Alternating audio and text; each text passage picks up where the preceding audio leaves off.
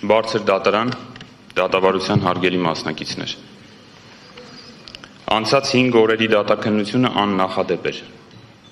Ոչ միայն դիմող ուժերի քանակով, այլև ներկայացված ապացույցների, փաստերի ծավալի առումով։ Մի կողմից 7 ուժեր ներկայացնում էին բարձր դատարանին հիմնավոր, իսկ երբեմն չհերքվող փաստեր ընտրախախտումների վերաբերյալ, մյուս կողմից պետական իշխանության մարմինները կասկածի տակ էին դնում յուրաքանչյուր ներկայացված փաստ։ Ինչպես ի սկզբանե նշել էի բացատրությանս մեջ, պատասխանողն ասելու է. ապացուցեք, թե քանի ձայն է փոխվել, ապացուցեք, թե քանի ընտրող է փոխել իր ընտրությունը, ապացուցեք, որ առանց այդ խախտումների արդյունքը այլ կլիներ։ Այդպես էլ եղավ։ Իսկ ո՞րն է այս գործով ապացուցման առարկան կամ գործի մեխը։ Այն, որ անկախ քանակից ներկայացրած փաստերը ողջամիտ կասկածից վեր ձևավորում են այն համոզմունքը, որ ընտրությունները չեն եղել ազատ եւ հավասար, կամ որ նույնն է, ընտրողների ազատ կամքի վրա եղել է ապօրինի ազդեցություն։ Որոնք էին այդ փաստերը։ Դեռ հունիսի 14-ին նիստում Կենտրոնական ընտրական հանձնաժողովին էինք ներկայացրել կուսակցություններից մեկի հիմնադրամի հայտարարագրում տեղ գտած ոչ ճիշտ տեղեկությունների մասին տվյալներ եւ ապացույցներ։ Այդ նույն հարցը բարձրացրել ենք նաեւ այստեղ, այս դատարանի առաջ։ Թեստը պարզ է։ Պետք է ստուգել, թե արդյոք կգերազանցեր քաղաքացիական պայմանագրի նախընտրական հիմնադրամի օրենքով սահմանված չափը, եթե անհատույց գույքերը ձեռք բերվեին վարձակալությամբ։ Պատասխանը մեզ համար հստակ է։ Իհարկե կգերազանցեր։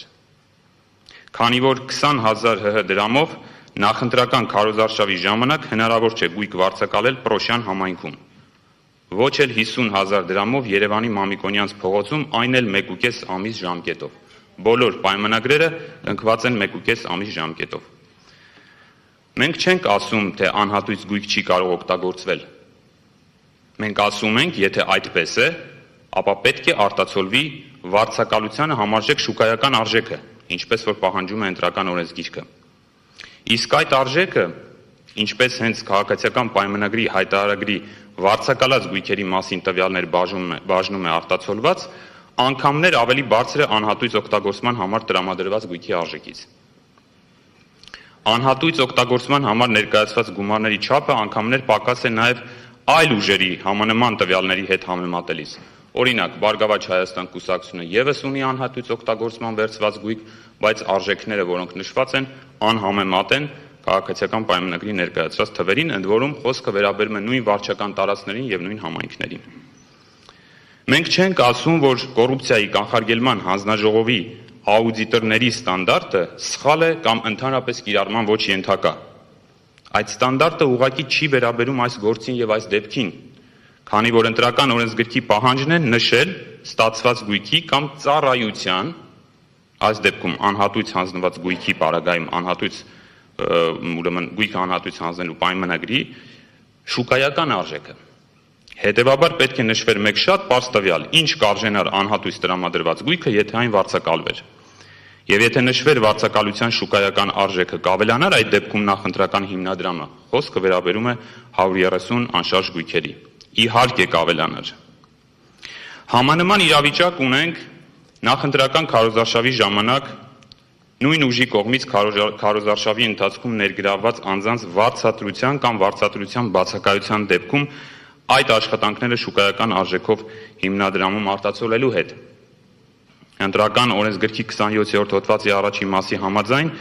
ընտրություններին մասնակցող կուսակցությունները նախընտրական քարոզչության նախապատրաստման, կազմակերպման եւ իրականացման հետ կապված ծախսերը իրականացնում են նախընտրական հիմնադրամի միջոցների հաշվին բացառությամբ սույն օրենսգրքով նախատեսված դեպքերի։ Չեք գտնի մեկ դրույթ, որտեղ օրենսգիրքը բացառում է աշխատակիցների, քարոզիչների կամ բուկլետ բաժանողների վարձատրության կամ դրան հավասարեցված շուկայական արժեքի արտացոլումը հիմնադրամում։ Եթե պայմանական ընդունենք, որ դրանք չպետք է ներառվեին, ինչը այդպես չէ, հիմնադրամի ծախսերի բաժնում, ապա ինչու էր Կենտրոնական ընտրական հանձնաժողովը միացության թևերից պահանջում ներկայացնել բոլոր աշխատակիցների շուրջ 260, մոտ 260 աշխատանքային կամ ծառայությունների մասնման պայմանագրերը եւ դրանք ներառել նախընտրական հիմնադրամում։ Հիմա ունենք հետեւյալ իրավիճակը։